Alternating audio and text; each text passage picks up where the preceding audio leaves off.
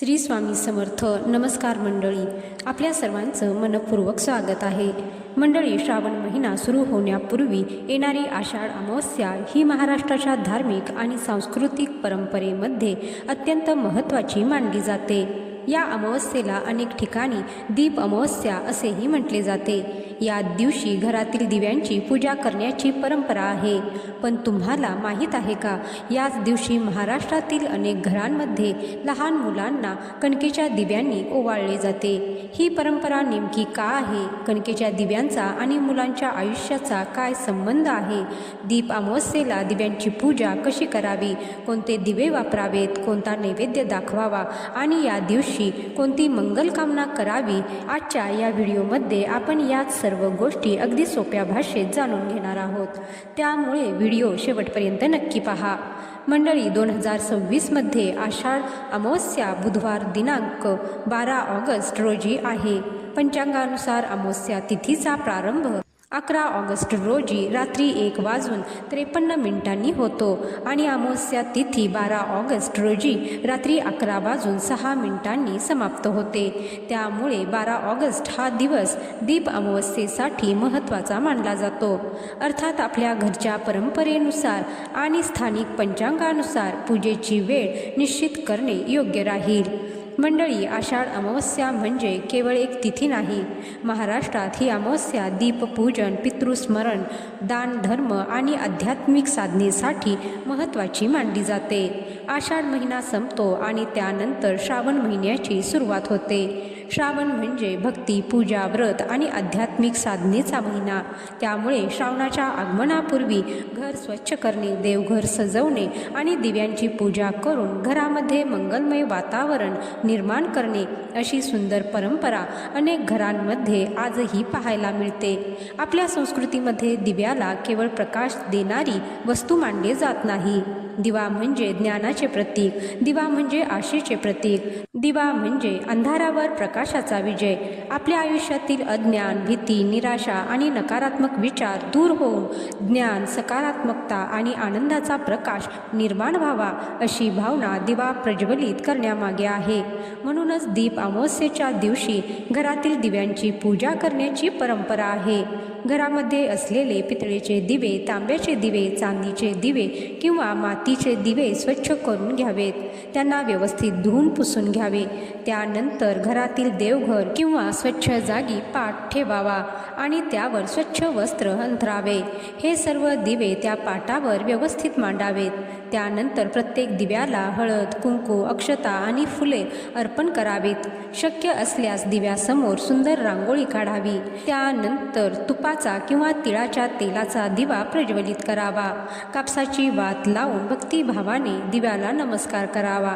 दिवा प्रज्वलित करताना आपण एक सुंदर प्रार्थना म्हणू शकतो. शुभं करोति कल्याणम आरोग्यम धनसंपदा शत्रुबुद्धी विनाशाय दीपज्योतिर्नमस्तुते. या प्रार्थनेचा भाव असा आहे की हे दीपज्योती आमच्या जीवनात कल्याण, आरोग्य आणि समृद्धी आण. आमच्या मनातील वाईट विचारांचा नाश होऊ दे आणि जीवनात ज्ञानाचा प्रकाश निर्माण होऊ दे. तसेच दीपज्योती परब्रह्म, दीपज्योतिर्जनार्दन, दीपो हर्तु मे पापम, दीपज्योतिर्नमस्तुते हा श्लोकही श्रद्धेने म्हटला जातो.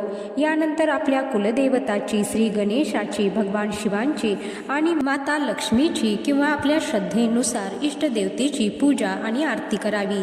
दिव्यांना नमस्कार करून आपल्या कुटुंबाच्या सुखशांतीसाठी प्रार्थना करावी.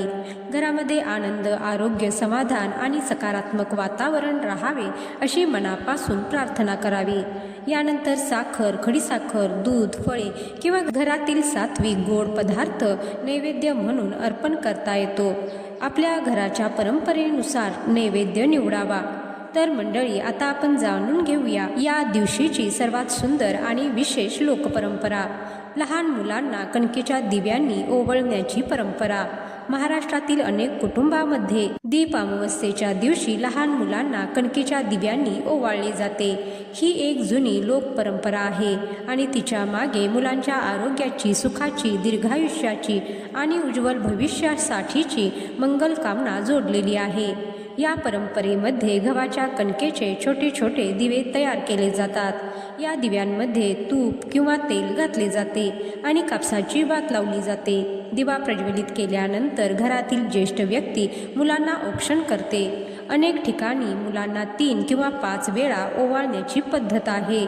ओवाळल्यानंतर मुलांच्या कपाळावर कुंकू किंवा हळद कुंकू लावले जाते, त्यांना गोड पदार्थ दिला जातो आणि घरातील मोठी मंडळी त्यांना आशीर्वाद देतात। पण मंडळी, कणकेचाच दिवा का?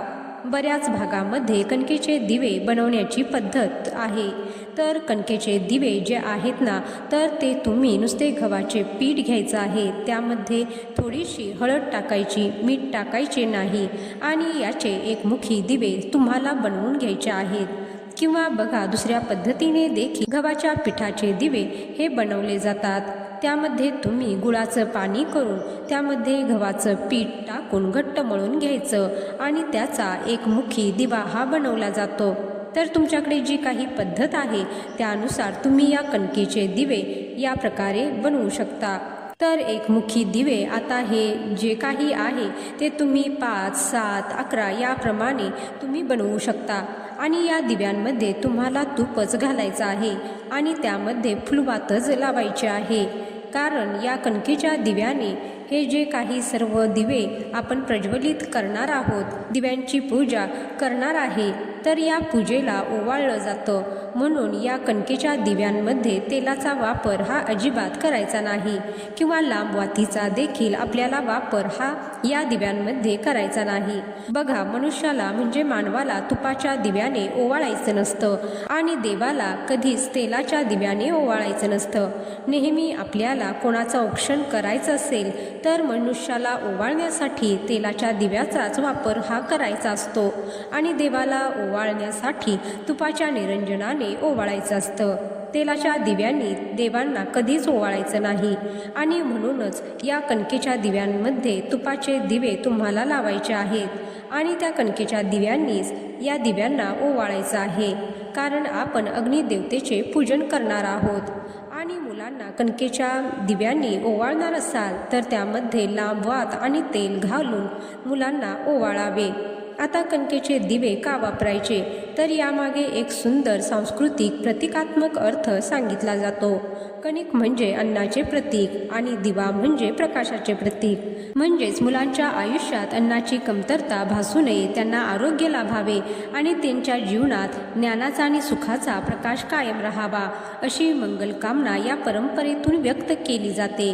दिवा म्हणजे प्रकाश, प्रकाश म्हणजे ज्ञान आणि मुलांच्या जीवनात ज्ञान, चांगले संस्कार, आरोग्य, आनंद आणि सुरक्षितता राहावी ही प्रत्येक आई वडिलांची आणि कुटुंबातील ज्येष्ठांची इच्छा असते। म्हणूनच कणकेच्या दिव्यांनी मुलांना ओवाळण्याची ही परंपरा केवळ एक विधी म्हणून न पाहता मुलांप्रती असलेले प्रेम, आशीर्वाद आणि शुभेच्छा व्यक्त करण्याचा एक सुंदर संस्कार म्हणूनही पाहता येतो। लोकमान्यतेनुसार या औक्षणामुळे मुलांवरील वाईट नजर किंवा नकारात्मक प्रभाव दूर होतो अशी श्रद्धा आहे। मात्र हे धार्मिक आणि लोकविश्वास आहेत, त्याला वैज्ञानिक पुरावा असल्याचे मानता येत नाही। त्यामुळे ही परंपरा श्रद्धा आणि सांस्कृतिक परंपरा म्हणूनच पाळावी। मंडळी, दीप अमावस्येचा आणखी एक सुंदर संदेश म्हणजे आपल्या घरातील प्रकाशाची आणि संस्कारांची जपणूक करणे। आजच्या आधुनिक काळात आपण अनेक गोष्टी विसरत चाललो आहोत, पण अशा सण परंपरांमुळे आपल्या मुलांना आपल्या संस्कृतीची ओळख होते। जेव्हा घरातील आजी आजोबा किंवा आई वडील मुलांना औक्षण करतात तेव्हा फक्त दिवा फिरवला जात नाही, तर त्याच्यावर प्रेमाचा आशीर्वादही दिला जातो। तुझ्या आयुष्यात नेहमी प्रकाश राहो, तू निरोगी राहा, सुखी राहा, चांगला माणूस हो, हा या परंपरेमागचा खरा सुंदर भाव आहे। म्हणूनच या दिवशी घरातील लहान मुलांना प्रेमाने जवळ घ्या, त्यांना आशीर्वाद द्या आणि आपल्या संस्कारांची ही परंपरा पुढच्या पिढीपर्यंत पोहोचवा। मंडळी, दीप अमावस्येच्या दिवशी काही कुटुंबांमध्ये पितरांचे स्मरण आणि दानधर्म करण्याची ही परंपरा आहे। आपल्या पूर्वजांप्रती कृतज्ञता व्यक्त करणे, गरजू व्यक्तींना शक्य तेवढी मदत करणे, अन्नदान करणे किंवा आपल्या श्रद्धेनुसार सत्कर्म करणे याला धार्मिक दृष्टिकोनातून महत्त्व दिले जाते। कारण आपल्या संस्कृतीचा एक सुंदर विचार आहे, फक्त स्वतःसाठी पूजा न करता इतरांच्या जीवनातही प्रकाश निर्माण करणे. जर तुम्हाला शक्य असेल तर या दिवशी एखाद्या गरजू व्यक्तीला अन्न द्या, एखाद्याला मदत करा किंवा एखादे चांगले काम करा. कारण खरा दीप तोच असतो जो स्वतः प्रकाश देतो आणि दुसऱ्याच्या आयुष्यातही प्रकाश निर्माण करतो. तर मंडळी, दीप अमावस्येच्या दिवशी पूजा करताना एक गोष्ट नक्की लक्षात ठेवा. पूजेची पद्धत घराघरानुसार वेगळी असू शकते. कुठे जास्त दिवे लावले जातात, कुठे विशिष्ट प्रकारचे दिवे वापरले जातात, तर कुठे कणकेचे दिवे बनवले जातात. त्यामुळे दुसऱ्याच्या पद्धतीशी आपल्या पद्धतीची तुलना करण्याची गरज नाही. आपल्या घरची परंपरा, श्रद्धा आणि उपलब्ध साधनानुसार साधेपणाने पूजा करावी. आणि सर्वात महत्त्वाचे म्हणजे दिवे लावताना लहान मुलांची सुरक्षितता लक्षात घ्या. प्रज्वलित दिवे मुलांच्या आवाक्यापासून सुरक्षित अंतरावर ठेवा आणि अग्नीपासून काळजी घ्या. मंडळी, आता या दीप अमावस्येच्या निमित्ताने आपण एक छोटीशी प्रार्थना करूया. हे परमेश्वरा, आमच्या घरात सदैव सुख, शांती आणि समाधान राहू दे.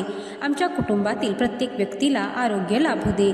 आमच्या मुलांच्या जीवनात ज्ञानाचा, संस्काराचा आणि यशाचा प्रकाश राहू दे.